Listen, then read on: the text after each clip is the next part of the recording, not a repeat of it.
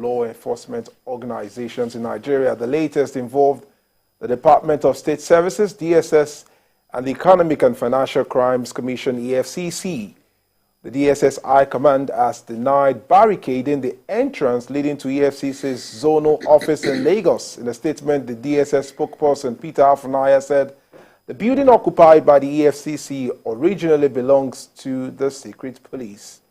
He explained that the service is only occupying its own facility where it is carrying out its statutory responsibility, while stressing that it will be surprising if the EFCC is contesting the ownership of the building. It's a dramatic twist, and of course, we begin to wonder where all this is coming from. I will start with you, BKO. Just less than 24 hours or thereabout since the ascension to the office by President Bola Tinubu, we're witnessing an interagency crisis.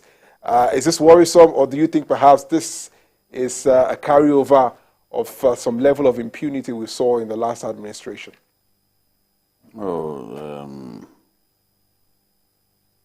This is a carryover of a conflict that had been there for some time. I think what the DSS are trying to do is to twist the EFCC to vacate that facility. Yes, you know, the EFCC is not as old as the DSS. The DSS used to be known as NSO, SSS, and then DSS.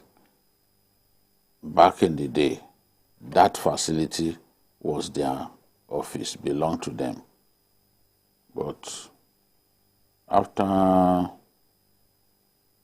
the EFCC was born, they gave them that facility. I don't know whether they were told that they could have it for keeps, or whether it was a whether they were told that, look, you can just make use of this place temporarily. But now it is clear that the EFCC, that the DSS wants to show who really who owns this place. And they've had some spats in the past between them. Remember when an attempt was made to arrest somebody, the NIA, and the DSS went to foil the attempt to arrest that person made by the EFCC. So they've had some issues in the past, but I think right now they are trying to take control of the facility, and maybe this is something that they want the new president to address, to get involved in, so that they can then decide once and for all. If I still stay with you, to what end would this be? You've given us a background into what could have led to this act. Maybe the effect by now, EFCC should have built their own office, should have vacated that place, should have, when you're occupying the place, you are like a squatter. When we used to squat at the university, you don't behave like the landlord. You are a squatter. A squatter is a squatter.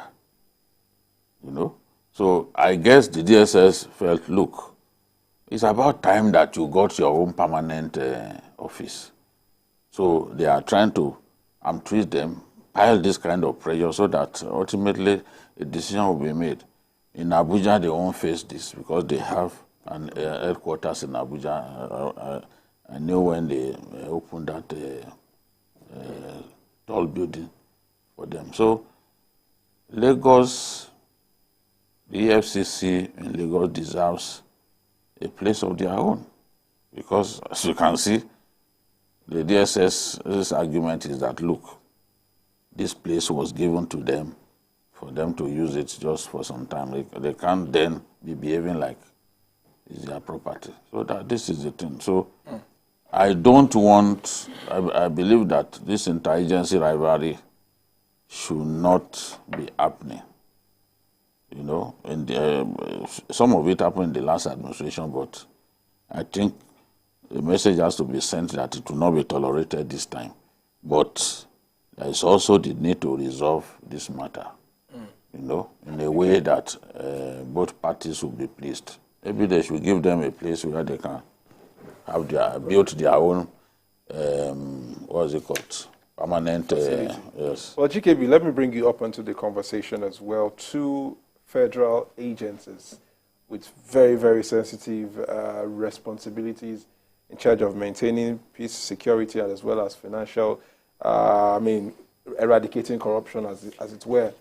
What is the implication of this if this issue, like Vicky rightly pointed out, is allowed to fetter unattended to?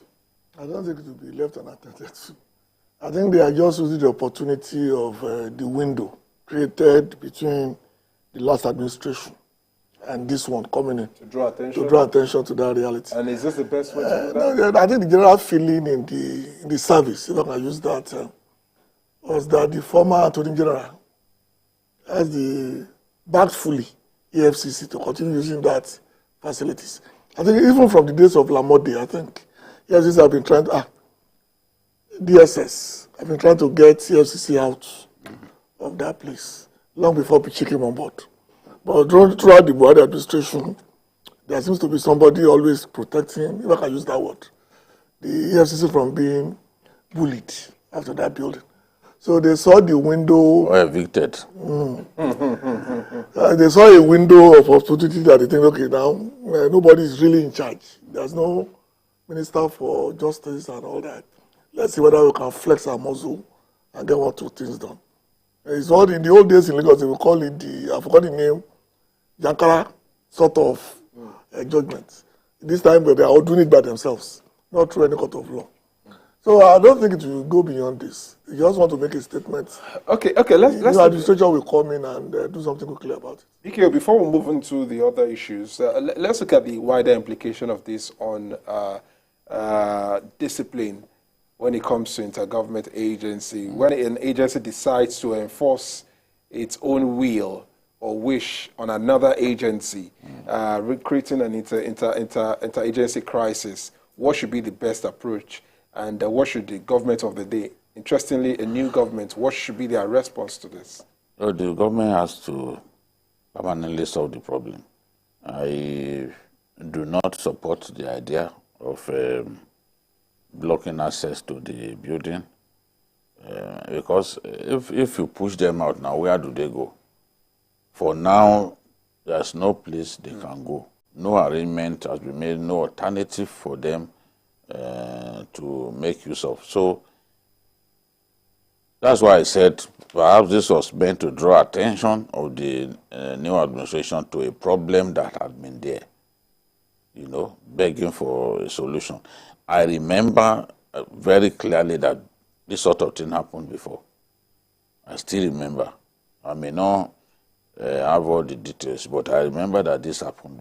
This is not the first time that they will say, look, this is our building, you need to leave this building. But at the end of the day, the government can decide that, okay, for DSS, we are building a new place for you.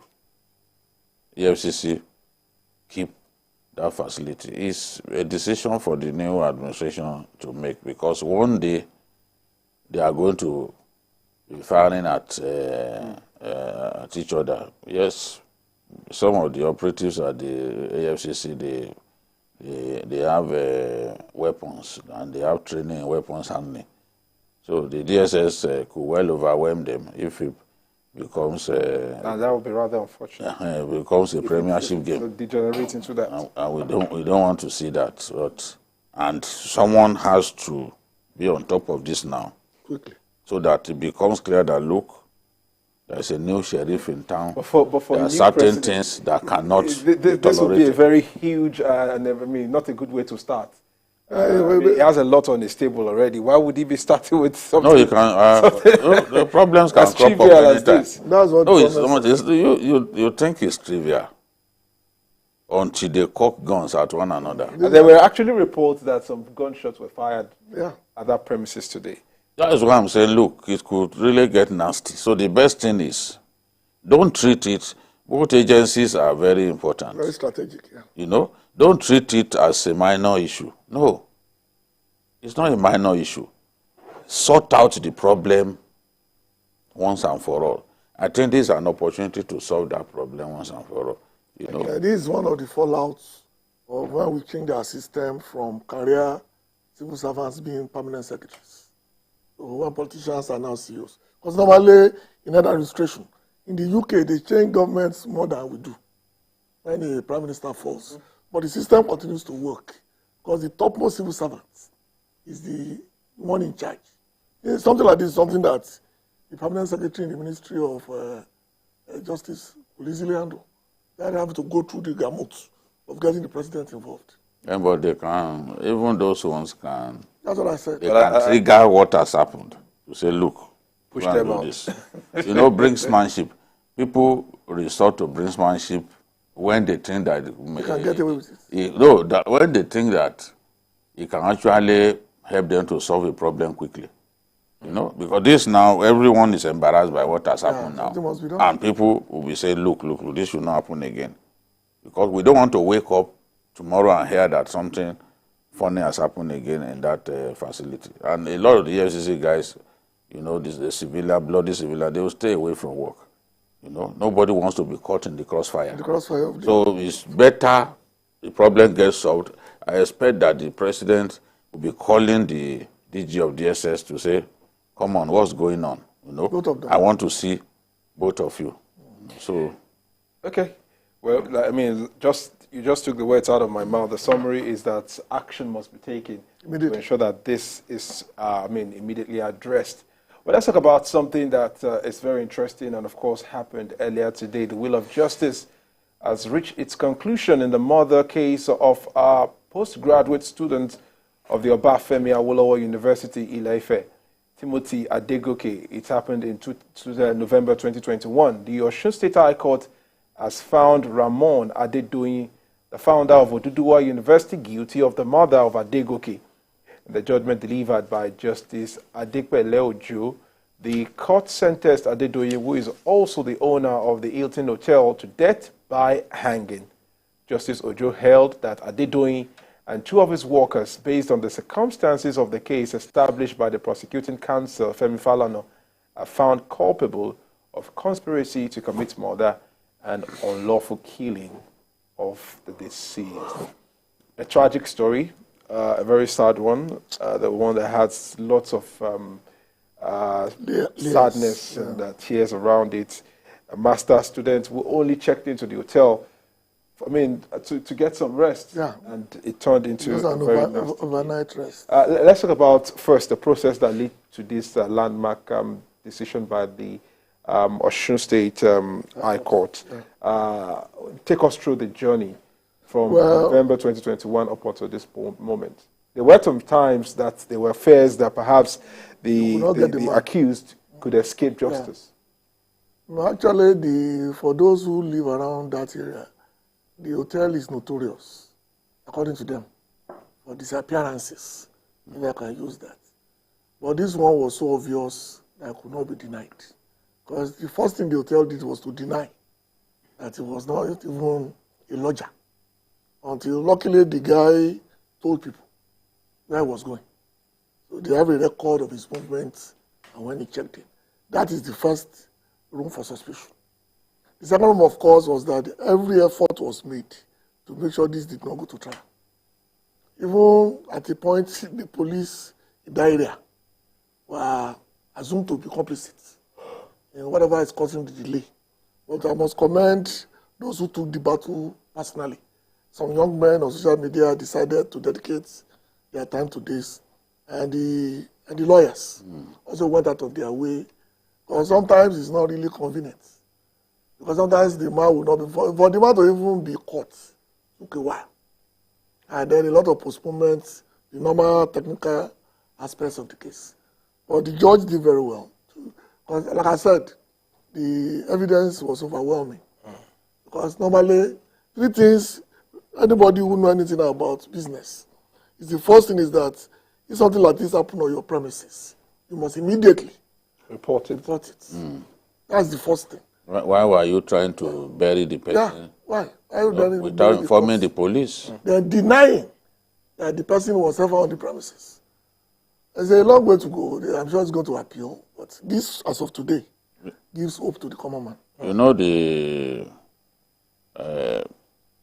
are they doing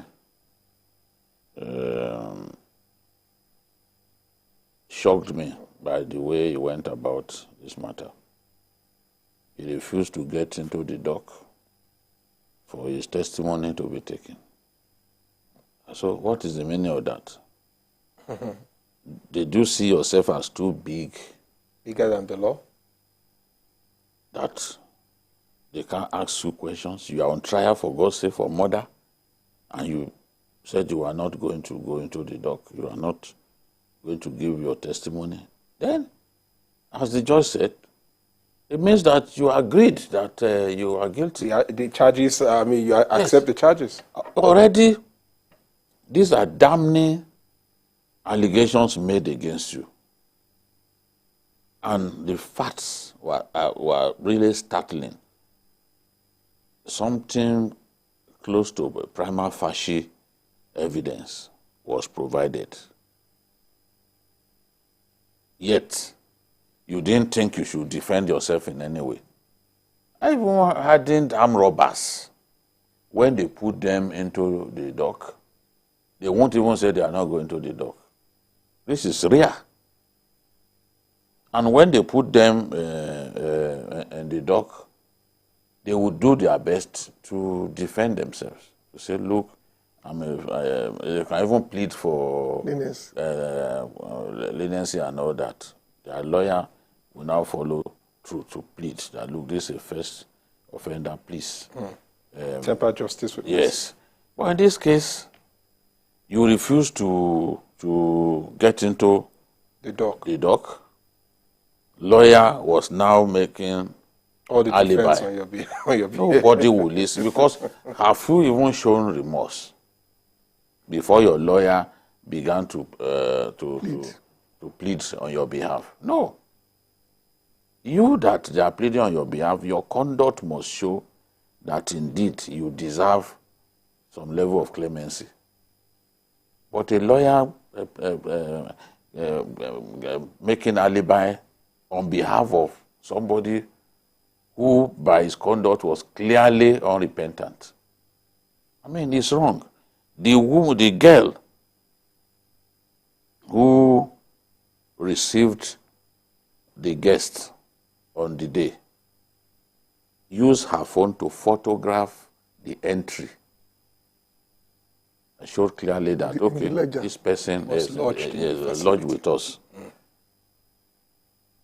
They told her to delete it. She told the court that she was told to delete that evidence. All they were trying to do was deny that this person lodged with them.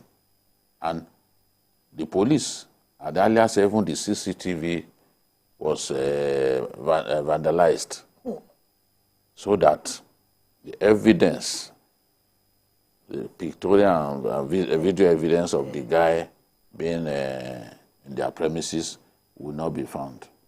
But at the end of the day, the evidence was startling. You went, buried the guy. You are the one who gave instruction that they should go and bury the guy. There was no reason to bury the guy. There was no reason. How did he die? Give your testimony. Explain what you know. We did not explain to the court. So he left the court with no choice than to enter this kind of judgment against him. And I just hope that justice will be served from top to bottom, because I've been in this situation before. I've seen this situation before. Let me not say I've been. I've seen this kind of situation before with ST, the soap maker. Within his premises, young men were being murdered, their eyes gouged out. In clear cases of ritual killing. But at the end of the day, the pressure, because Nigerians rich people, do not believe that the law is meant for them. And when one of them gets caught for one infraction or another, they will pile pressure on law enforcement agents. Before you know it, that person will walk free. Families of the victims sometimes. Yes, ST eventually didn't die in the hands of the law. Let me frame it in that way. But he died naturally. But he never recovered from. He used to be a businessman with flourishing soap business. ST was ST Mario, you remember? I was hoping you would avoid that. But GKB, before we go on a break quickly to look at other issues on the show today, BKO has rightly mentioned a part where the elite, in quotes, do think they could get away with offenses that they term as common men offenses, or they are untouchable. Yeah. What impact would this judgment have on the overall sentiment that we are above the law? And secondly, the hospitality business in Nigeria, what should be done to ensure that things like this do not happen, where hospitality business owners use their facilities for other things aside from the basic purpose which they are approved for by the government? The board for hospitality, I think part of their recommendation, one of their rules, was the fact that you must be affiliated with a nearby hospital. There must be medical facilities available for your guests immediately the place you can rush them to, before them to the government hospital. That has always been the standard. We did not start the hotel business in the world. So it's not really a new thing that people have not done before. Even within the premises, they will show you areas, can get first aid, numbers can call 999 and all that. I don't think the hospitality has a problem. Problem is the one you mentioned. It's about the Nigerian elites, including some people will go and do something, even in traffic. And they will tell you, I'll call your governor, you know who I am. It's that level of mentality, level of entitlement that can do no wrong. Don't forget that we are talking about a man who almost became the order. That's how powerful he is in Ife. He was one of the people contesting at that level. Oduduwa University is at the core of Ife Gates. Once you get to that junction, it's a land, expanse of land that he took over. And the hotel, of course, Hilton is also very known by the student population of OAU. So somebody like that to just assume it's going to be strange to him that they could even arrest him, put him in the dock. The very idea that in the dock. It doesn't, you cannot really comprehend. But bigger people like him have entered the dock. Yeah. So Asiwaju Bola Ahmed, start in the dock. Who is president today, was put in the dock. I know. Bola Saraki, number 3 man in the country, put in the dock. So it's a mindset. So what are we talking about? Obasanjo, former president of Nigeria, put in the dock. Multiple times. So not people who are much bigger than him have gone into the dock to defend themselves. But where do the elites or so-called elite get this idea from that they are bigger than the law? They go outside of the country and they conform with every law set by this country. But we come back to our own country and speak on our own rules. That's Nigeria. Where do we get? How did we get here? And how can we cop that negative mentality? Defective. The system abroad is defective. We do not apply the laws strictly here. A politician, most politicians have thugs. Most big politicians have thugs that are on their payroll. When you arrest any one of them, as a police commissioner, you will see pressure. What the Osama will call pressure. You will see pressure until you leave the person. So the law, they know that law enforcement is weak in our country. It's not as if we don't have law. We have excellent laws. Look at some of the nitwits who are abusing people on social media, lying against people on social media. It's not as if we do not have laws to take care of such people. A lot of them will easily go to jail. cyber stalking, cyber bullying, cyber banditry that these guys are doing. It's not as if the law is not there to take care of them. But how many times do people get arrested for lying against people on social media? This is what they exploit. They exploit the system. The system is weak. During COVID, people based abroad, they came to Nigeria, and they were partying, they were arrested at nightclubs when there was a lockdown, when they were supposed to be in their homes. They will never do it in the UK. They will never do it in Norway, in Finland. Not to talk of China. I saw a video shot in Italy when they told everybody they beat the hell out of those guys. Those are those who stayed away. Those are those who were walking around. Even from Pakistan, they were coming from mosque. They beat the hell out of them. Because at that time, religion did not get in the way of enforcement of the law. You are supposed to stay at safety of everybody. Yeah. Yes. In Rwanda, the president ordered the military to shoot on sight anybody found roaming around during the lockdown. You know? So chances are that our people, if they go to Rwanda, they will not misbehave like that. Absolutely. But yeah. Well, of course, we'll get there in Nigeria, and of course, we'll don't forget, it's Nigeria here that a big man will delay a plane from taking off because he's waiting for Ibaba to cut his head. hopefully we'll get this right. He'll be the first one to get to the airport when he's abroad. That does not late for his flight. Well, we'll get it right someday. And of course, the new culture of doing things right is one of the things that the President, Bola Ahmed Tinubu, also emphasized in his inaugural message at his inauguration yesterday. We'll take a break now, and of course, we'll be back with more.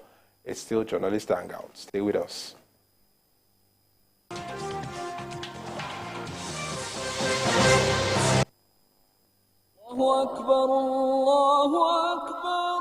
His Excellency, the Senate President, Senator Ahmed Lawan, and Speaker, House of Representatives, Femi Bajabiamila, invite the general public to the commissioning of the National Assembly Mosque. The ceremony is scheduled to take place on Friday, the 2nd of June 2023, at the premises of the National Assembly Complex at 12 noon. The mosque project was funded by Muslim senators, Muslim members of the House of Representatives, and Muslim management staff. Announcer, Senator Ibrahim Shekaru, Chairman, Mosque Construction Committee. New beginnings are always colorful. When we celebrate the start of life's journey, we marry in colors. With our proudly Nigerian Dulux paints, now available in any color. Express your world however you want it. Visit a Dulux Color Center to get any color instantly. Dulux, let's color. You're heading home from work. In the busy traffic, your car breaks down. Car horns blast. Your car is pushed aside. You call for help. Phone battery blinks and dies. You take a cab. Few miles, tire bursts. What a day. Frustrated, sweating, and tired. Nearing home, darkness envelops the street. Wow! Just one house is bubbling with life. Brilliant lights, loud music, smiling wife, all welcome you. We alone have light? Yes, it's JRB Solar Energy Systems, my anniversary present to us. No matter how dark life is, the sun is gonna shine on everything you do. JRB solar inverters, batteries, solar panels, solar streetlights, and more. Telephone 0906 752 1111. Email sales@jrbsolar.com. JRB, the sun is gonna shine on everything you do.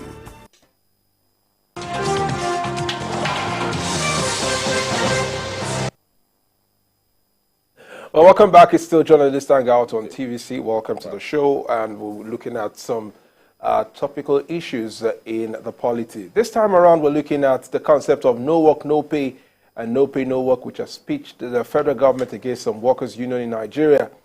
In one of such cases, the National Industrial Court of Nigeria has upheld the no work, no pay rule by the federal government in the suit filed against the Academic Staff Union of Universities, ASU. In the judgment delivered by the President of the Court, Justice Benedict Kanyip, the court held that the no work, no pay rule enforced by the federal government against members of the ASU who went on strike in 2022 is perfectly legal. According to the court, it is within the rights of the federal government to withhold salary of workers who embark on industrial action. However, the court held that it is a violation of university autonomy for the federal government to impose the Integrated Payroll and Personnel Information System IPIS platform on members of ASU who reserve the right to determine how their salary should be paid. Interesting twist, interesting, but of course, it's something that we have to look at. First and foremost, BKO, let me start with you about this. What are the grounds on which the industrial court is giving the backing to the federal government that you have a right to determine if this worker is deserving of his pay or not? I think that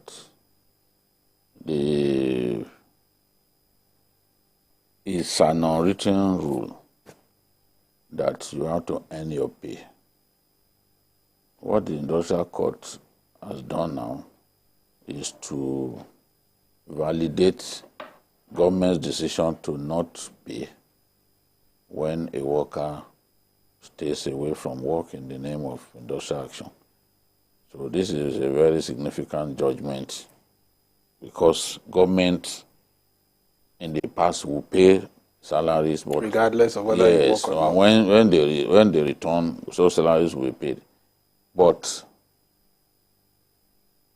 in the interest of industrial harmony, government can withhold your pay, and then when strike ends, because I'm sure that even labor would want to say, okay, we don't come back unless you agree to pay us our wages. We've seen that happen. Government will go ahead and say, okay, we are paying your wages for the period that you were on strike. It could be part of, it's sometimes part of the bargaining chip, part of the conditions, that they will fulfill. But for me, I see victory for ASU in a way. This IPPIS thing that government decided to impose on the academic community, I on so many occasions on this program said, look, this thing cannot work. The university system, IPPS cannot work in the university system. And they've also even shown clearly, as proof that it is also not foolproof. We have IPPIS, and an accountant general is able to steal tens of billions. What are we talking about? IPPIS that will pay you this salary today, next month it will be lower. There's no consistency. And people who are on sabbatical, you cannot, visiting professors, like even when we were in school, there were some professors that came from UK and all that to teach. You can't do that with the IPPIS in place because it has to be budgeted for before you can pay. So within the university system, there are some monies that you have to pay to people on the go. With IPPIS, you cannot. They have to capture your facials, capture your biometrics and all that. So you can't do that when people are coming for sabbatical, they want to come and stay for some time. No, you can't do that. And the university system thrives on visiting lecturers, sabbaticals and all that. You are trying to destroy the whole system. There's nowhere in the world where you have this kind of system. And they said, no, don't do it. But they won't listen. And we have some people who will be telling them that, no, you can't tell your employer how to pay you your salary. Absolute rubbish. Now, I know somebody, who left ABU, went on sabbatical in the Nigerian university. I don't want to mention because they will know the person. 18 months, he didn't get paid. Now, they are thinking of recapturing his biometrics. Yes, and then send, so that maybe from the 19th month, he can So what happened to the 18 months of So service? this is part of the tyranny of IPPIS. And this IPPIS that was subjected to a test and he failed. He failed. He didn't pass in flying colors. But you are insisting that it has to be IPPIS that people are able to use to steal. So, okay, let so me this is the thing. So they should accept that, okay, at least to an extent you have something, you have victory in respect of IPPIS, which if they brush it aside, will put an end to this. GKB, BQ has done well to look at it from both angles, both from the government side and from the ASU side. But let's look at it. What will be the impact of this judgment on industrial action? We know that industrial action is perhaps one of the weapons that trade unions use to bring governments to the table for conversation or to demand for some of their benefits or rights.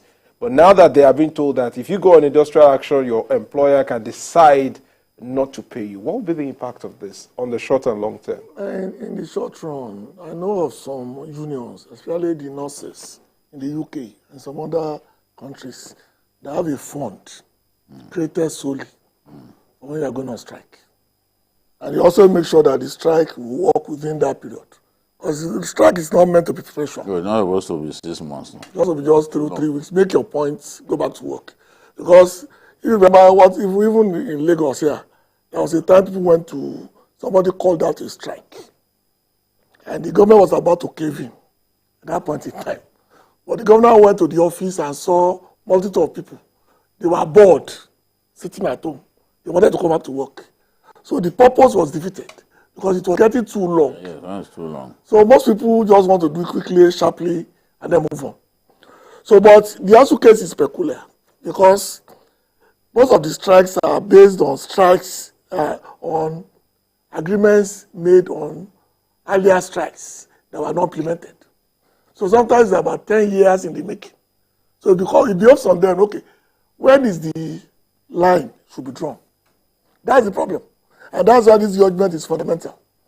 ASU now, if they can work with this, they can generate their own income. I don't know the policy of the current administration when it comes to, I know they have a plan for student loans and all that.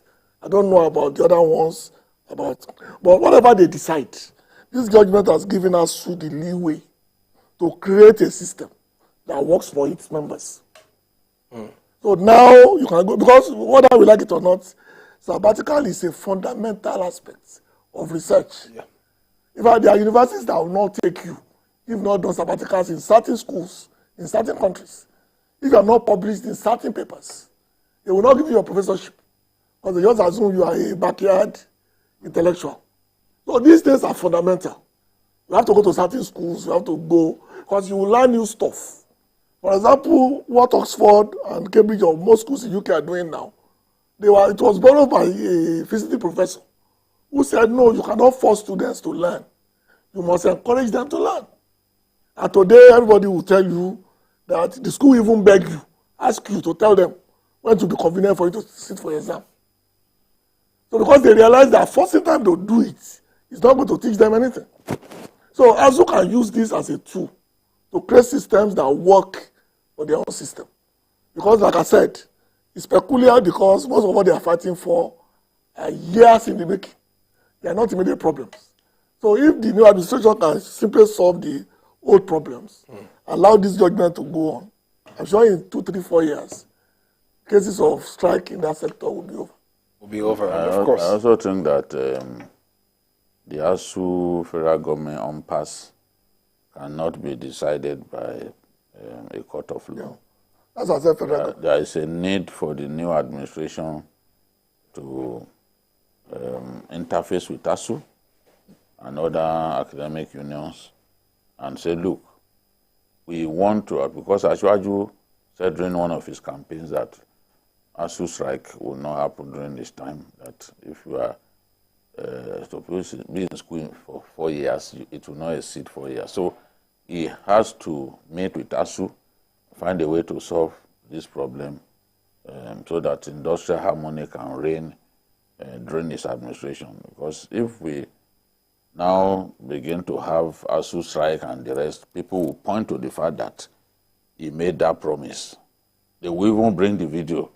Made up, BK, let's hope that the new administration would make well its promise to ensure that the education sector does not witness a setback we saw in the last administration. Well, let's hit the home stretch now as we look at the current issues around the country. It's a dawn of a new administration in Nigeria, and the days ahead are pregnant with prospect and challenges after President Bola Tinubu said subsidy on petrol is gone during his inaugural speech on Monday. Many filling stations across the country shut down operations, resulting in long queues. Fuel stations in Lagos, Abuja, Warri, and other major cities also hiked the prices of petrol,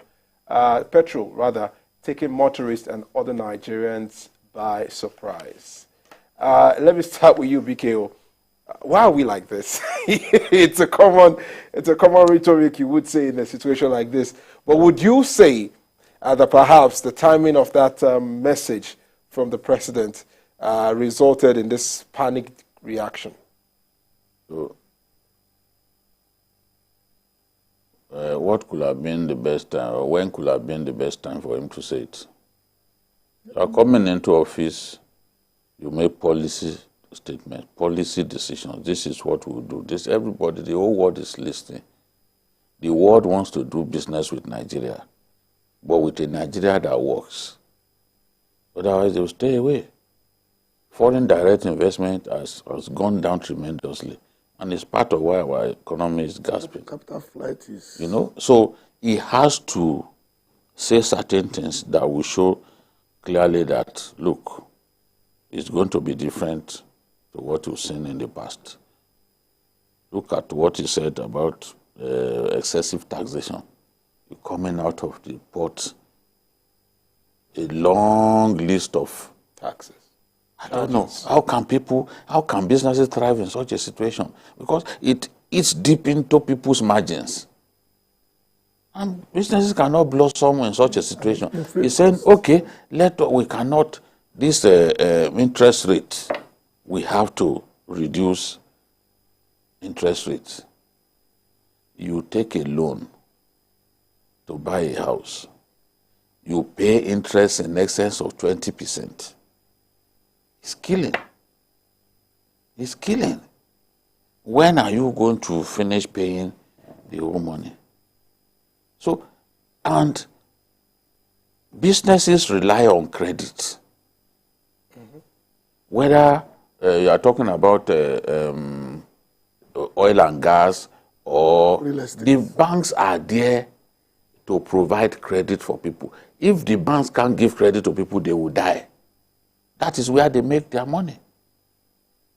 They are not making their money from the charges on your deposits.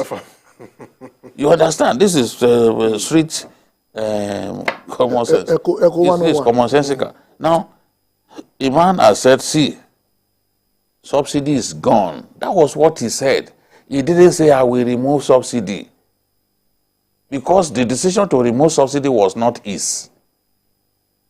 That decision was taken a long time ago. Even with the coming of the PIA, subsidy is stipulated in the act that subsidy will go. Now, the Buhari administration decided that, okay, subsidy will go, and they set a time for it. In the 2023 budget, no money was appropriated for subsidy. Ashwaju has not said anything out of the ordinary. He was just saying the truth. Okay, BKO, it's just that people are selfish. This thing has happened. The next day, you are shorting those who had a full stock. Or PMS. Decided to shut it they down. decided to shut their filling station, pretending that they don't have product. We need to teach people a lesson. Go to those filling stations. People who are refusing to sell, shut their stations. Revoke their CFO. You will see that they will behave themselves. Why do we always do this? All right. BKO will come back to this conversation. We need to go on a break now. We'll take this message and be back. The program is still Journalist Hangout.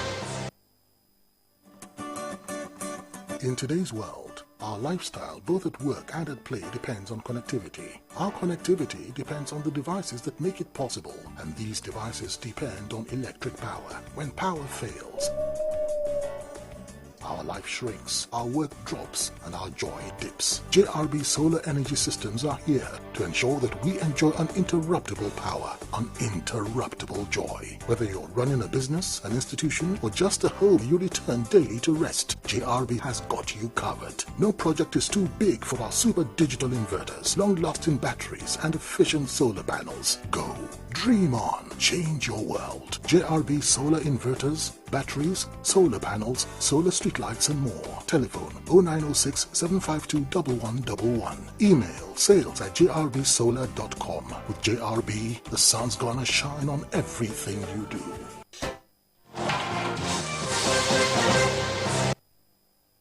All right, welcome back. It's still Journalist Hangout on TVC News. And of course, we're looking at the implication of the inaugural message of the president. The subsidy is gone. And of course, we're looking at the long queues that have developed in filling stations across major cities in the country. GKB, BKO has, to some extent, dealt with some of the issues.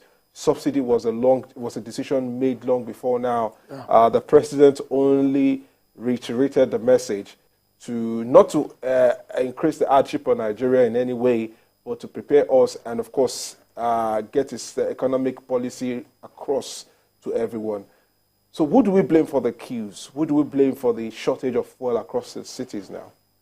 You have to blame the marketers, because the law that they are aware of is clearly that subsidy will be removed at the end of June.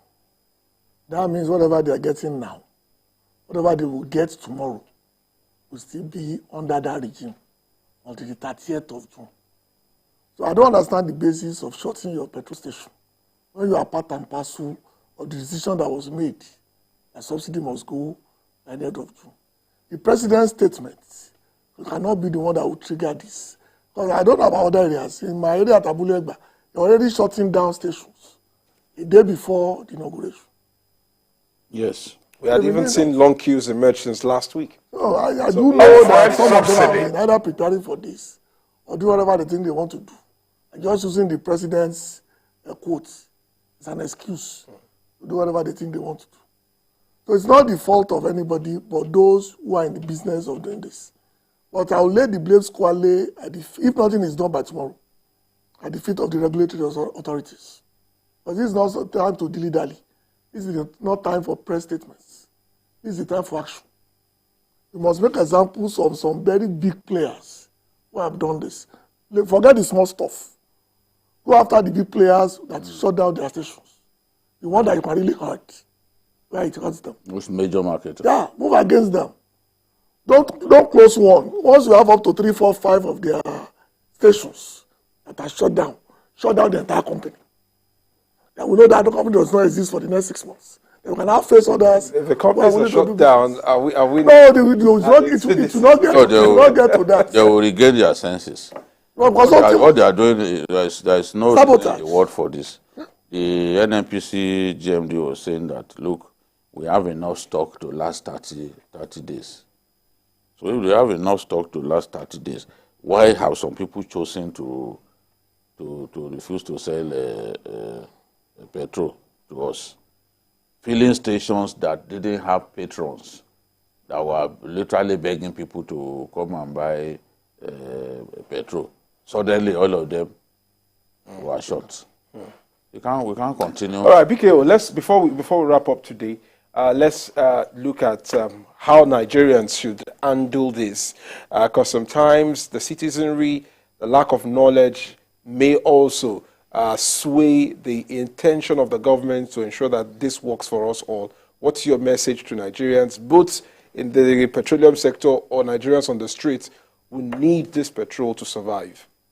Yes, the reason, all the other petroleum products have had the subsidy removed from them, But what PMS is the one that we use the most. Many Nigerians don't care about diesel, don't care about kerosene. But petrol is what we use the most. And this is why these marketers, depot owners, they use it. That is why they are cheating us. They always want to make money from this, because they know that petrol is something that everyone uses. It's the lifeblood of our economy. If that suit you are wearing is a petroleum product. So we can't allow people to be doing things the way they've always done it. Put people in the slammer when they are involved in economic sabotage, because this is how I can describe this. You have supply for 30 days. Petrol scarcity doesn't just happen suddenly. Filling stations don't just suddenly run out of stock. No, there will be some. We will have seen the signs. But if everyone just woke up suddenly and start shutting their... I mean, it is wrong, because you want to make extra money just in case that decision is taken. What the man simply said was, look, they didn't appropriate money for subsidy in the 2023 budget. And it is true. It is true. You know, they extended the validity of the 2022 budget. They extended the validity. That's why we are still using... We're still running it. Now. So people must understand. Now our people are being made to suffer. People are trekking long distances to get to work and all that. Paying because of Shylock business people, fat cats in the oil sector. It can't continue like this. We can't have so much oil as a country and be suffering. Well, there you have pictures of what the picture looks across many cities in Nigeria, long queues, and of course we hope that this would, get to be addressed. But GKB, on a final note, concerning this subsidy or no subsidy removal, Nigerians are still looking up to the president to swing it to action. But do you think perhaps in the short term there will be a way to handle this better? 30 days, still, the law is still there. People keep forgetting this. The 2022 budget still applies till end of June.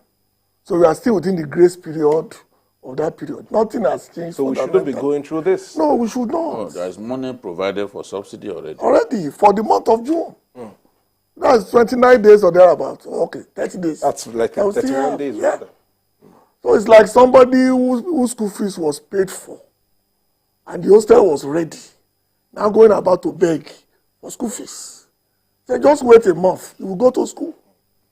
Okay, we as Nigerians continue to deal with the issue, we hope that the federal government would also step in and ensure that the crisis does not degenerate even further. Well, that's it on Journalist Hangout this wonderful Tuesday afternoon. Join us tomorrow for another episode of the program. You can watch a repeat of this episode tonight at 11 p.m. Join us on Sunday from 1:30 to 3:30 p.m. for Journalist Hangout. On Sunday, we are on YouTube at youtube.com/TVC News. Well, a big thank you to our panelists, Babajide Kolade Utitoju and Gani Kayode Balogun. I am Emmanuel Akinbuwa. Bye for now, and God bless Nigeria.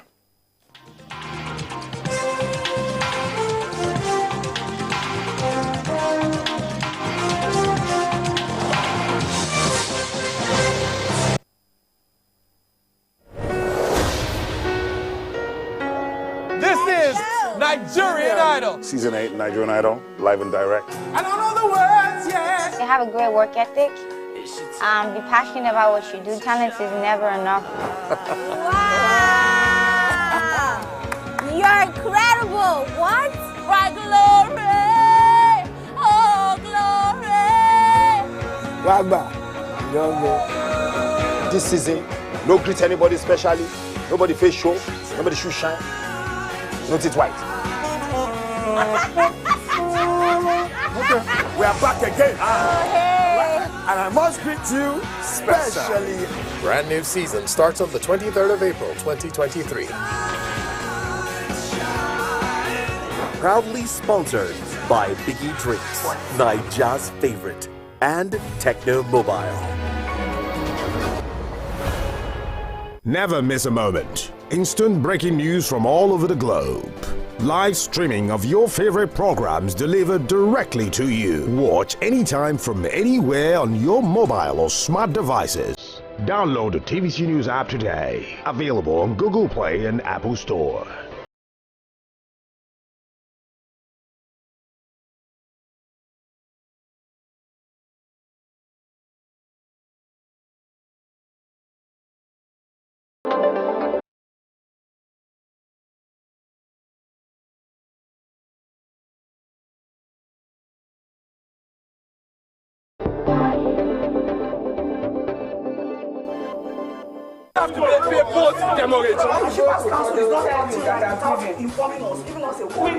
When shippers groan under the weight of ceaseless charges that tend to throw them off balance in the sector, Nigerian Shippers Council promptly comes to their rescue. We know that we are achieving something. Today, you now have a regulator. To get justice done without the money for any charges. It's Tidbit, the world's biggest container ship and the first to break the 24,000 TEU mark. Allah Inland Drive Port is born again. Finally, the eagle has landed. It is initiatives like this that we want to encourage. Join us for a smooth sail on your favorite maritime program, The Shipper, brought to you by Nigerian Shippers Council, Nigeria's port economic regulator.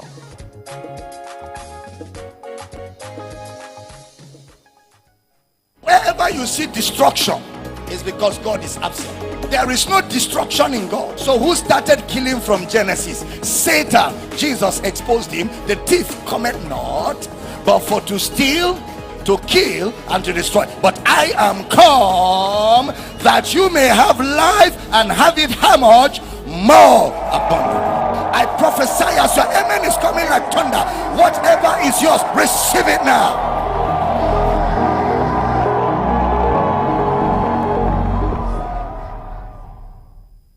Have you been thinking of where to acquire knowledge without stress and inconvenience? Then what are you waiting for? The National Open University of Nigeria is the place to be. For up-to-date information about the National Open University's programs and activities, join me, Lulu Bankong, on NOUN Update, showing on this station every Friday at 12:30 p.m. There is always more to a story than the screaming headline. The part of a story that is not told casts a shadow. It's like the part of an object that is not reached by light. On TVC News, I'm able to explore the many angles there are to a story, talking to stakeholders, asking the difficult questions, and digging for facts. I believe the viewers are able to make a better decision if they're well informed and understand not just a part, but the complete story. TVC News, first with breaking news.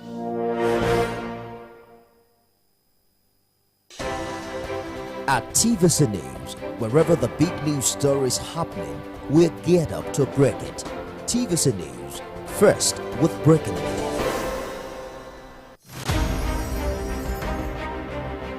Muhammad Ali was born and raised in Louisville, Kentucky on January 17, 1942. His birth name was Cassius Marcellus Clay Jr. He began training as an amateur boxer at age 12, and at 18 he won a gold medal in the light heavyweight division at the 1960 Summer Olympics and turned professional later that year. In his early years as a professional, Clay was more highly regarded for his charm and personality than for his ring skills. He sought to raise public interest in his fights by reading childlike poetry and spouting self-descriptive phrases like float like a butterfly, sting like a bee. On February 25, 1964, at age 22, he pulled off a major upset, defeating Sonny Liston to win the World Heavyweight Championship. That same year, he shocked the boxing establishment again by denouncing his birth name as a slave name and formally took the name Muhammad Ali, which was given to him by his spiritual mentor Elijah Muhammad, leader of the Nation of Islam. For the next 3 years, Ali dominated the boxing arena. Then, on April 20 28, 1967, citing his religious beliefs, Ali refused induction into the U.S. Army at the height of the Vietnam War. Ali was stripped of his championship and precluded from fighting by every state athletic commission in the United States for 3.5 years. Ali's message of black pride and black resistance to white domination was on the cutting edge of the civil rights movement. In October 1970, Ali was allowed to return to boxing, but his skills had eroded. On March 8, 1971, he challenged Joe Frazier, who had become heavyweight champion during Ali's absence from the ring. It was a fight of historic proportions, billed as the fight of the century. Frazier won a unanimous 15-round decision. Following his loss to Frazier, Ali won 10 fights in a row, 8 of them against world-class opponents. After defeating Norton in a rematch, he fought Joe Frazier a second time and won a unanimous 12-round decision. Ali was the first fighter to win the World Heavyweight Championship on 3 separate occasions. He successfully defended his title 19 times. His place in boxing history as one of the greatest fighters ever is secure. His final record of 56 wins and 5 losses with 37 knockouts has been matched by others, but the quality of his opponents and the manner in which he dominated during his prime placed him on a plateau with boxing's immortals. Outside boxing, Ali attained success as a spoken word artist, releasing 2 studio albums, I Am the Greatest 1963 and The Adventures of Ali and His Gang vs. Mr. Tooth Decay 1976. Both albums received Grammy Award nominations. He also featured as an actor and writer, releasing 2 autobiographies. Muhammad Ali retired from boxing in 1981 and focused on his religion, philanthropy and activism.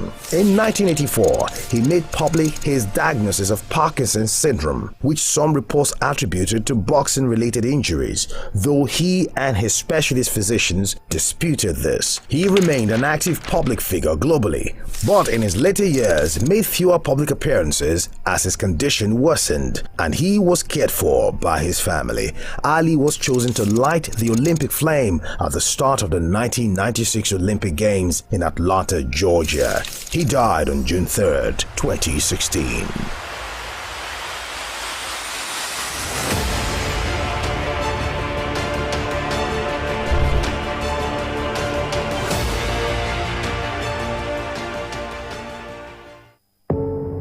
Doubt and fear doesn't occur at the canvas, it shows in the canvas. It shows the conation of raw earthen material slabbed, stroked and molded at a pace provided by the doubt and fear. Every move way in the struggle of one to the other, merging the past to the present, brushstrokes of colors seen but not known. For when the wailing stops, the pieces settle down in abject beauty erected for a century of a century. Speaking, advocating, protesting as the arts are meant to be.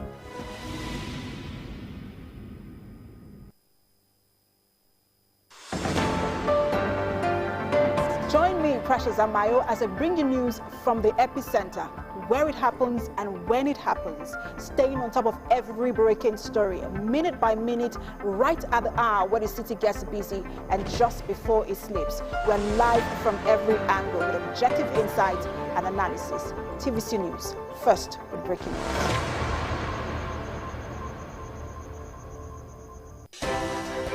At TVC News, wherever the big news story is happening, we're geared up to break it.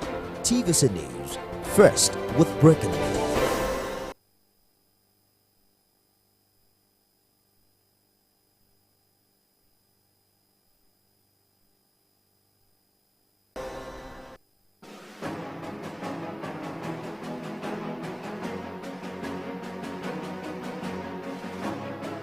Genuine business people desirous of success in today's environment ignore the taxman only at their own peril. Under the oversight of this board, the FIRS will continue its transformation into a premier revenue collecting agency. For up-to-date and accurate information on your obligations, duties and rights under the various tax laws in Nigeria, watch Tax Matters on TVC News Thursday, 6:30 p.m. to 7 p.m. What is better bigger than your view on weekdays. Your view on the weekend. Something special, something more. We have an extra dose of premium television experience. Your Saturday is about to get upgraded with more engagement, information, and special moments.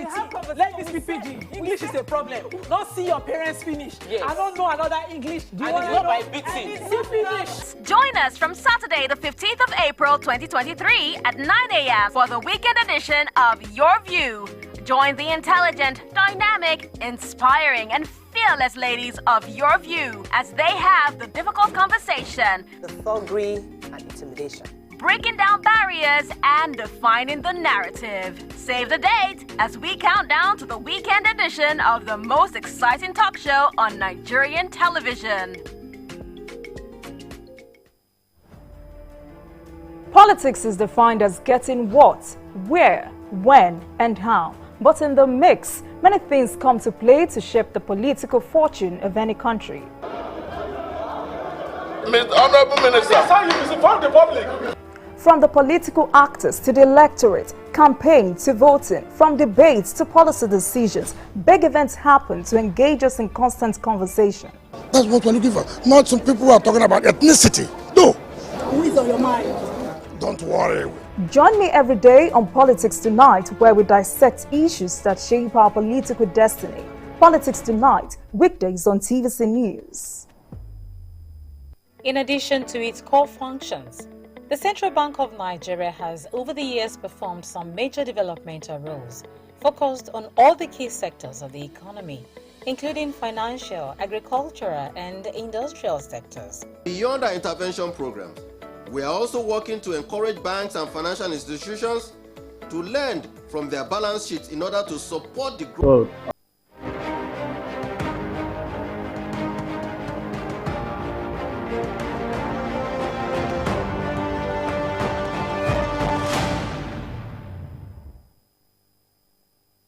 First 100 days. He promised to hit the ground running from day one, and he has kept his word.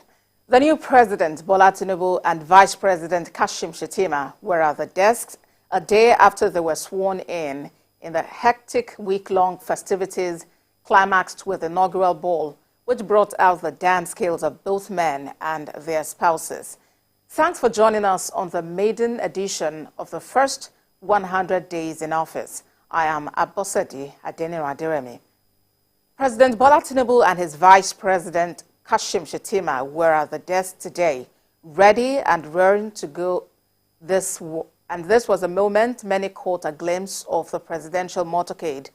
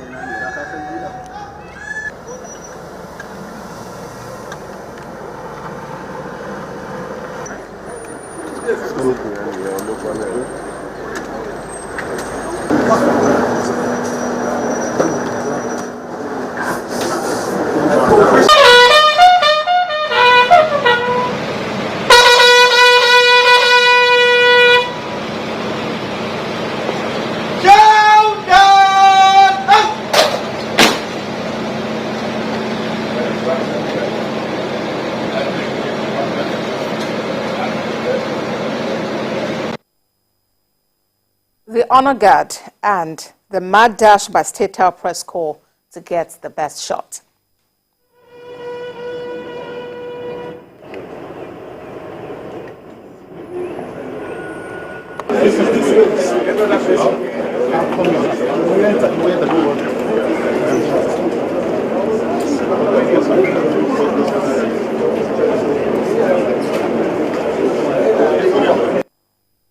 Vice President Shettima had arrived ahead of the president and was behind his desk waiting to receive him.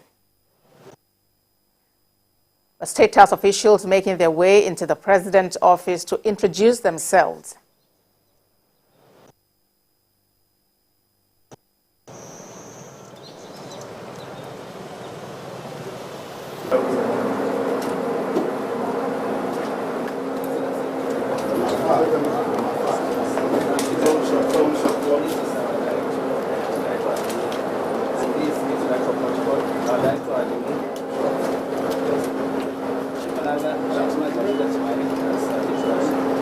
That's when then Mr. Ufo gets the information. Nazir Mahmoud. We're moving in. Let's take him now. Okay. Just in the Republic of Nigeria.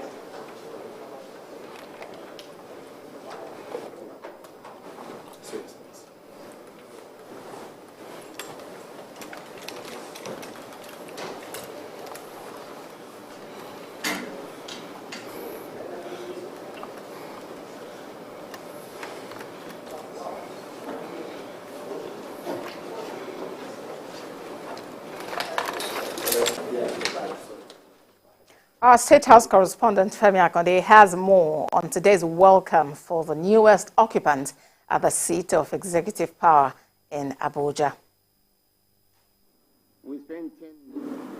Well, Femi, the villa came live today, and of course, all of the pleasantries, you were up close. What do you think was uppermost for the new president as he walked into his office? Well, what was uppermost for the new president is the burden of the country, which rests heavily on his shoulders. There's so many challenges in different sectors of the country, from security to the economy, unemployment, monetary policy, and all of what he outlined at his inaugural speech. And you know, like he has also said that he's going to hit the ground running from day one. But it appears as if the first problem or the first major issue that this administration is facing, the Bola Tinubu administration is facing, is that of the growing petrol queues at fueling stations across the country. We saw the reaction to his statement that fuel subsidy, the regime of fuel subsidy has ended. This caused a ripple effect among major oil marketers and petrol stations across the country.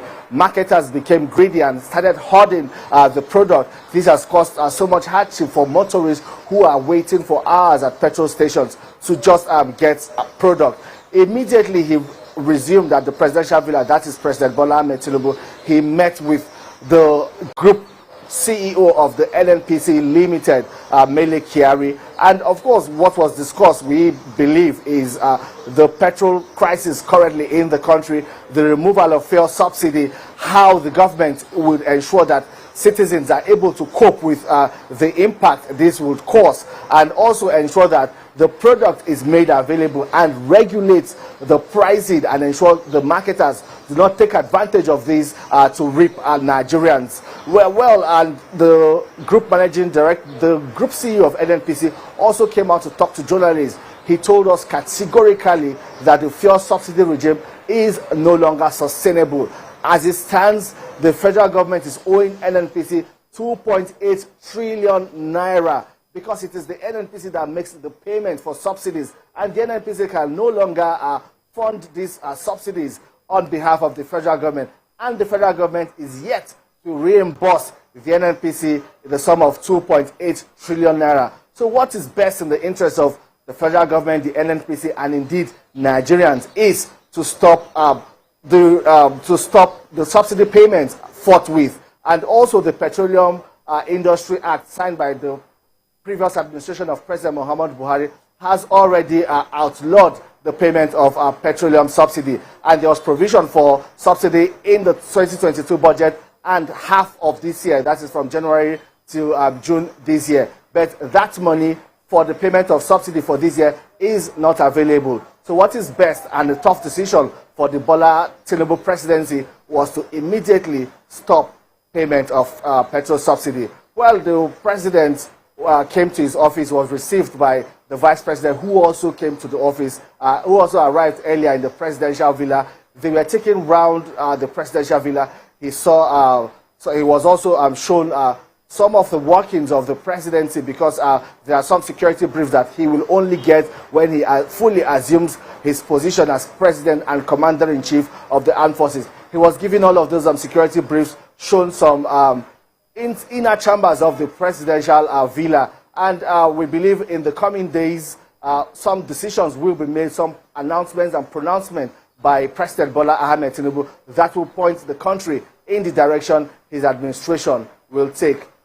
Ambassador. A busy first day it's been indeed, Femi. But then I'm curious also because the president also met with the governor of the Central Bank of Nigeria. Any word on what was discussed? Well, we are yet to know what was discussed between the president and the governor of the Central Bank of Nigeria. But, you know, as the apex bank and the crucial role they play in managing the economy, especially in terms of a monetary policy, it's expected that, you know, the governor of the Central Bank will go and brief the president to give him a clear picture of where the country is in terms of its monetary policies. And you know also that in the president's inaugural speech, he talked about monetary policy, that he is going to review the monetary policy. He's going to ensure that there's a uniform exchange rate to just give stability to the country's economy. So we believe that it's all of those modalities that he is trying to work out with the governor of the Central Bank. But what was discussed in the meeting with Godwin Emefiele, we are yet to hear that because it was a closed-door meeting, Ambassador. Femi, just before you go, what signal are you getting concerning possible first set appointment? Well, the president is keeping that up his sleeves. He's keeping it very close to his chest. We are yet to know who gets what. There have been speculations. Social media has also been agog with some fake news. A lot of information has gone viral, but all of this is not from official quarters. It's not from presidential sources in the villa. So we cannot believe anything we see right now. In the coming days, we expect to begin to hear some of those announcements. One of the first announcements we expect the president to make is that of the chief of staff, the presidential spokesman, that is the SA Media and Communications, Special Advisor Media and Communications to the president, and also some senior positions of those that would run the presidential villa and would coordinate the close circle, the kitchen cabinet of the president. We expect to hear those appointments first before the president sends the list of his federal cabinet to the National Assembly for confirmation. All right, on the president's next moves. Thank you very much, Femi Akonde, our State House correspondent for us there in Abuja. We'll take a moment and the program returns shortly. Bola Ahmed Tinubu do solemnly swear. You're watching Countdown to First 100 Days in Office. Few hours into President Tinubu's administration, it's been greeted by a return of queues to the fuel stations. Many petrol stations across the country shut down operations yesterday after he said subsidy on the product was gone. Retail stations in Lagos, Abuja, Warri, and other major cities also hiked the prices of the product, taking motorists and other Nigerians by surprise. President Tinubu has been vocal about his intention to remove fuel subsidy even before elections. According to him, it is not sustainable that Nigeria continues to subsidize fuel consumption for Cameroon, Niger, and Benin Republic. Of fuel subsidy of budget is gone. Subsidy can no longer justify its ever increasing cost and the wake. President Bola Tinubu there, subsidy is gone. Let's bring in the president of the Independent Petroleum Marketers Association of Nigeria, Chinedu Okoronkwo. Thank you for joining us on the program. How do you react to the president's declaration in his very first inaugural speech that fuel subsidy is gone? Thank you for having me. I want to state that this is what we have expected, that the new government coming in will embrace total removal of subsidy in the downstream sector of oil and gas. That way, it will open up the market and also create a lot of enabling. The only challenge we have is that some of my members who have paid him money prior to this time, let them just give them the product so that they will still be in business. They have paid the money. Some have paid over 2 months, 1 month, and thereabout. For us, we went to National Assembly and we presented our position, and our position is very clear that subsidy, continue allowing this subsidy, will not allow the economy to grow. Other areas that need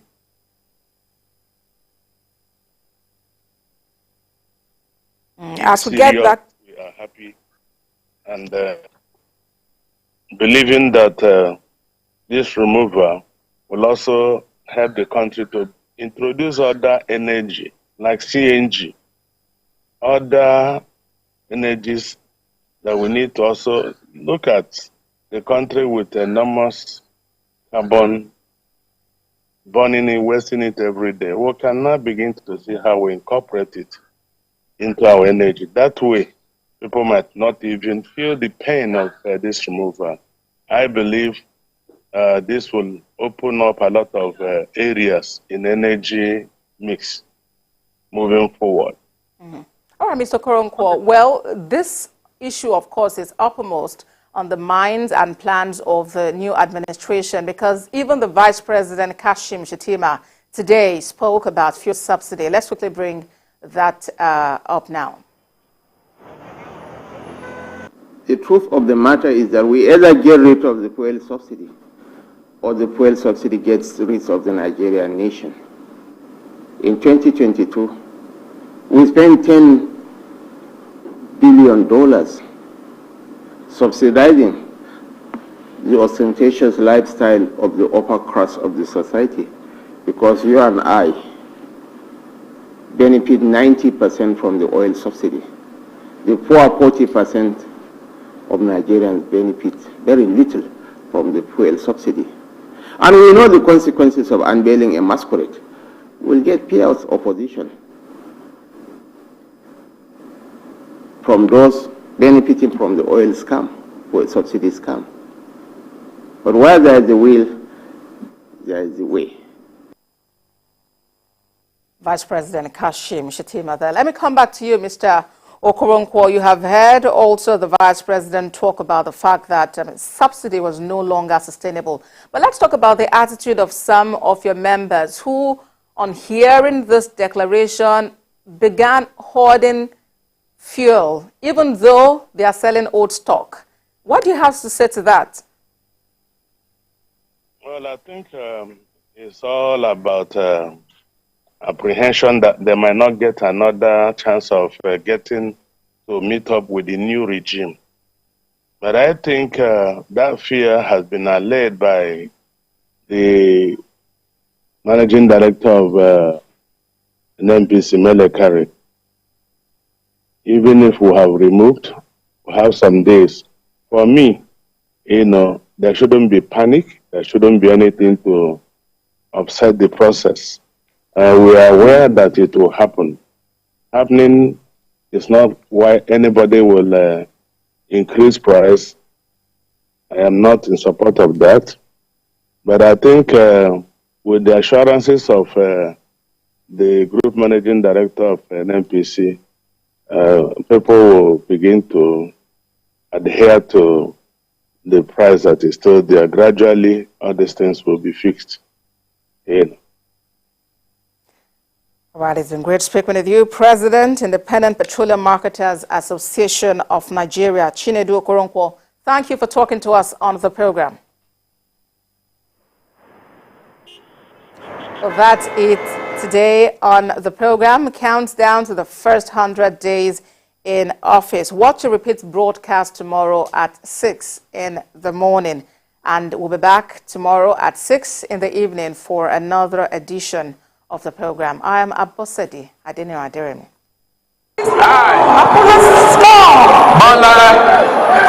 Ahmed Tinubu, do solemnly swear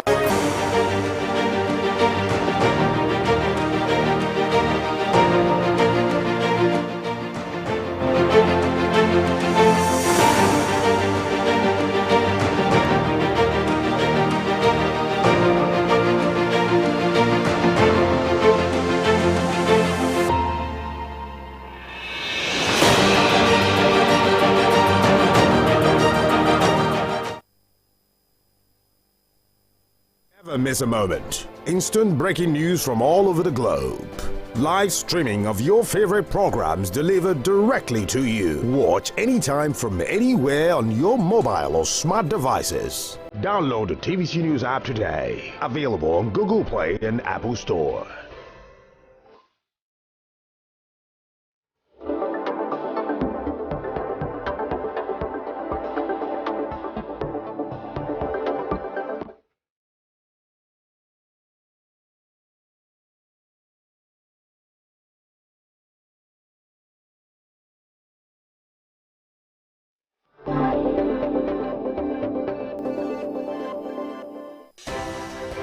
At TVC News, wherever the big news story is happening, we're geared up to break it. TVC News, first with breaking news. At TVC News, wherever the big news story is happening, we're geared up to break it. TVC News. U.S. involvement in Vietnam and turned his efforts to winning economic rights for poor Americans. He was a leader of the American Civil Rights Movement and organized a number of peaceful protests as head of the Southern Christian Leadership Conference, including the March on Washington in 1963. He was assassinated in Memphis, Tennessee on April 4th, 1968.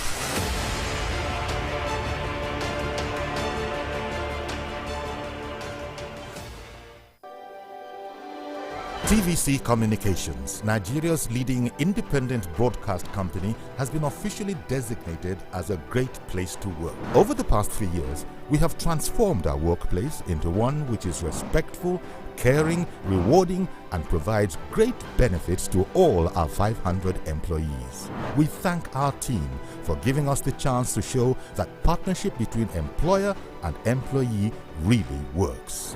TVC Communications, officially designated as a great place to work, and now the only broadcasting and media company not just in Nigeria but throughout continental Africa to be fully certified. TVC Communications, a great Nigerian company, a great Nigerian place to work. At TVC News, wherever the big news story is happening, we're geared up to break it. TVC News, first with breaking news.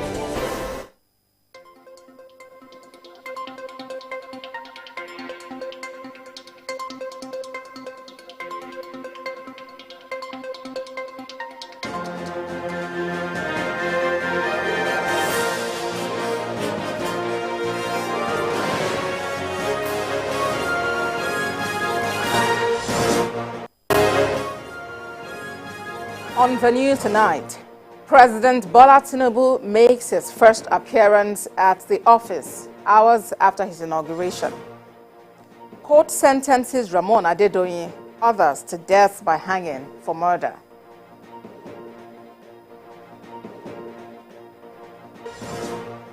Outside Nigeria, President Putin claims drone attacks on Moscow were targeted at civilians.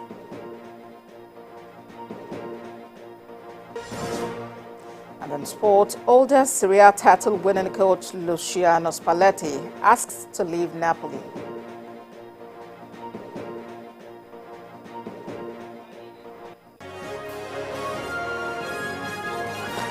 Hello and welcome to TVC News at 7, reaching you live from our headquarters here in Lagos. We'll begin at the presidential villa where President Bola Tinubu has made his first appearance at the office. President Tinubu arrived at the villa at about 2:30 p.m. and was received at the forecourt of his office by Vice President Kashim Shettima and some other senior government officials, including the Speaker of the House of Representatives, Femi Gbajabiamila, and Permanent Secretary of the State House, Tijani Umar. President Tinubu was briefed by Governor of the Central Bank of Nigeria and the Group CEO of NNPC Limited on some matters of national importance, especially the fuel crisis that seems to be brewing over the federal government's decision to remove subsidy.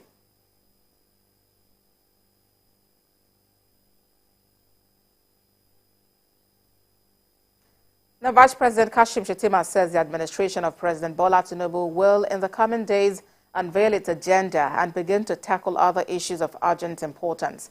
VP Shettima, who spoke on the removal of fuel subsidy, said that Tinubu presidency has the political will to make tough economic decisions that will benefit Nigerians on the long run. The truth of the matter is that we either get rid of the fuel subsidy or the fuel subsidy gets rid of the Nigerian nation. In 2022, we spent $10 billion subsidizing the ostentatious lifestyle of the upper class of the society, because you and I benefit 90% from the oil subsidy. The poor 40% of Nigerians benefit very little from the fuel subsidy. And we know the consequences of unveiling a masquerade. We'll get payouts opposition from those benefiting from the oil scam, oil subsidy scam.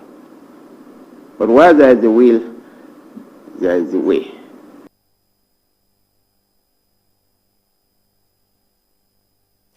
U.S. President Joe Biden has congratulated President Bola Tinubu on his inauguration, saying he looks forward to working with the new government of Nigeria. President Biden expressed desire to strengthen the bond between Nigeria and the United States. According to him, the connections between both countries run particularly deep and have been nurtured by a great Nigerian diaspora in the U.S. On behalf of the people of the United States, he extended his warm wishes to the government and people of Nigeria. Also, the UK government has extended its congratulations to President Tinubu and Vice President Kashim Shettima. In a statement released by the High Commission of the United Kingdom in Abuja, King Charles III looks forward to building stronger friendship between Nigeria and the UK. The UK's delegation for the inauguration ceremony was headed by the Prime Minister's trade envoy to Nigeria and special envoy on girls' education. The House of Representatives on Tuesday commended the decision of President Bola Tinubu on fuel subsidy removal. This followed a motion of urgent public importance by a member, Jimoh Olajide. The House further appealed to Nigerians to be patient and prayerful to allow the president to deliver on his promises. The president had on Monday, during his inaugural speech, said the era of subsidy payment on fuel has ended, adding that the 2023 budget made no provision for fuel subsidy, and more so, subsidy payment is no longer justifiable. The president said government would instead channel funds into infrastructure and other areas to strengthen the economy. The Nigerian National Petroleum Company Limited has since backed the president on the removal of fuel subsidy. Well, joining on the news at 7 to discuss President Bola Tinubu's inaugural speech is the senator representing Kogi West, Smart Adeyemi. Thank you for joining us on TVC News at 7. Well, President Tinubu spoke on a number of issues during his inaugural address, from unity to security and economy. Would you say that this speech met the yearnings of Nigerians?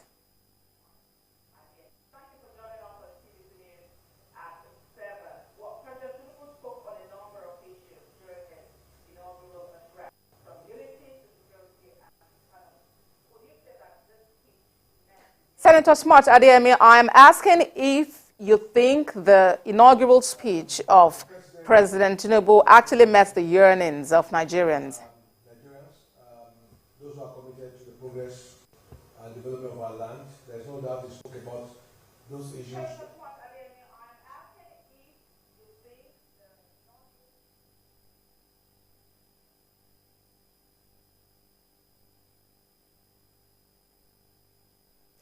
We'll return to Senator Adeyemi in a moment. In the meantime, members of the Tinubu Hope of Nigeria Vanguard have expressed confidence that Bola Tinubu-led administration will bring rapid developments to Nigeria. Members of the group who gathered to celebrate the beginning of a new dawn asked Nigerians to pray for a better Nigeria. Coordinator of the group, Olurotimi Williams Daudu, said President Tinubu will address all the challenges facing the growth of the country. According to him, the president and his vice Kashim Shettima will use their wealth of experience to address insecurity, unemployment, and infrastructural deficit. we have deemed it fit to celebrate the excellence of the man, Bola Ahmed Tinubu, the dawn of a new era in Nigeria, the hope that has been renewed. We know that he's going to build our economy. We know there will be jobs for our teeming youths. We know that the hopeless will receive hope. We know that our economy will boom. The celebration here this evening is all about Asiwaju, and not only Asiwaju alone, for a new Nigeria and for all of us as Nigerians. Because we're expecting, the best of government that Nigeria can have in the recent time. Aspirant for the speakership of the 10th House of Representatives, Aminu Jaji, has congratulated President Bola Tinubu on his assumption of office as the President and Commander-in-Chief of the Armed Forces, Federal Republic of Nigeria. In a congratulatory message, Mr. Jaji wished him a successful tenure as he takes on the daunting task of leading the largest and great country in Africa. He expressed confidence that with his wealth of experience and leadership qualities, President Tinubu will build a united and vibrant country that all citizens will be proud of. Other matters, the Osun State High Court in Osogbo has sentenced Abdurrahman Adedoyin, the owner of Hilton Hotel, Ile-Ife, and others to death by hanging for being culpable in the murder of Timothy Adegoke, a master's student of the Obafemi Awolowo University. The court also discharged and acquitted 3 of the 6 workers of the hotel arrested in connection with the crime. TVC News correspondent Rafi Hamid reports. Timothy Adegoke died in the controversial circumstances at Hilton Royal Hotel, Ile-Ife, belonging to Rahman Adedoyin in November 2021. The case had since started in February last year. Delivering the judgment, the Chief Judge of Osun State, Adikpele Ojo, held that Rahman Adedoyin, Kazeem Oyetunde, and Adeniyi Aderogba were guilty of the charges against them and were sentenced to death by hanging.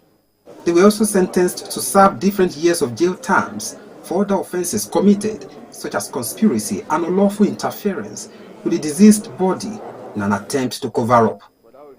Justice Adekpele Ojo held that the vehicle, which was used by the accused persons to convey the body of Timothy Adegoke to where he was buried, as well as the hotel belonging to Adedoyin, be forfeited to the state government. She also held that the children of the late Timothy Adegoke's education be placed under sponsorship of Rahman Adedoyin's estate up to university level and completion of the National Youth Service Corps. The summary of the judgment is that the 1st, the 3rd, and the 5th defendant, including the 7th defendant, have been convicted for some of the offenses preferred against them. In the case of the 1st, 3rd, and 5th defendants, they've been charged for conspiracy to commit murder and murder as well. As you see today, the court has given judgments, and since the beginning of this process, both the defendant's counsel and the prosecution counsel, what we're after is justice. And today, court has spoken. Rahman Adedoyin and 6 workers of the hotel, Magdalene Chiefuna, Adeniyi Aderogba, Oluwole Lawrence, Oyetunde Kazeem, Adebayo Kunle, and Adedeji Adeshola, were arraigned on 18 counts, bordering on murder, conspiracy, and felony by the state government. 3 of them, Adebayo Kunle, Oluwole Lawrence, and Magdalene Chiefuna, were however discharged and acquitted of all the charges against them. After the plea to tamper justice with mercy by both the defense and prosecution counsel, on behalf of Adedeji Adeshola, who was also found guilty of charges pressed against her, Justice Adekpele Ojo adjourned till Wednesday for her sentencing. Rafi Hamid, TVC News, Osogbo. Still to come on TVC News at 7. The National Industrial Court says it is legal not to pay salaries to striking workers during the period which the strike lasted. We have details of this and many more after the break. Please stay with us.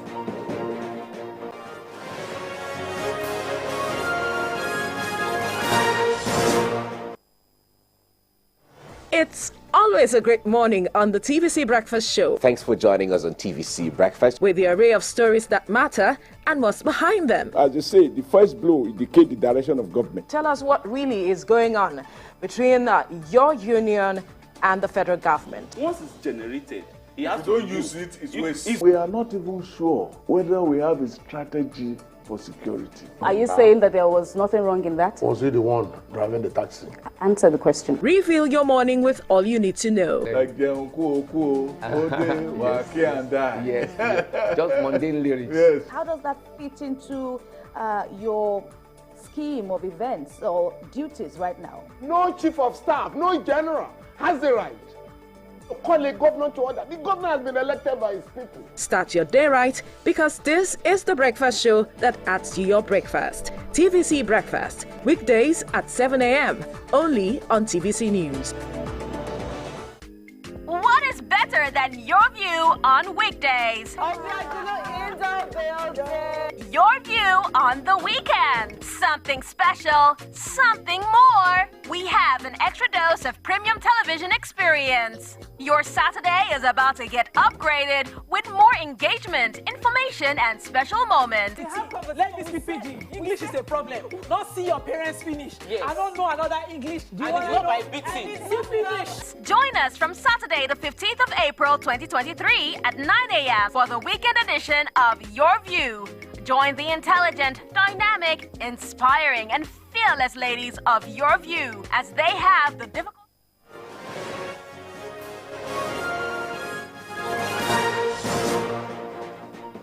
Thanks for staying with TVC News. Here is a reminder of our top stories.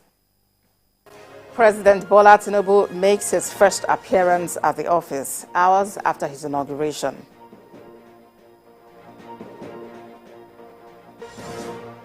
Court sentences Ramon Adedoyin others to death by hanging for murder.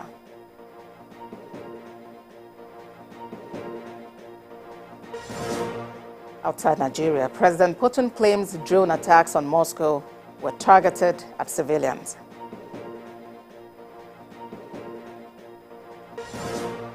And in sport, oldest Serie A title-winning coach Luciano Spalletti asks to leave Napoli.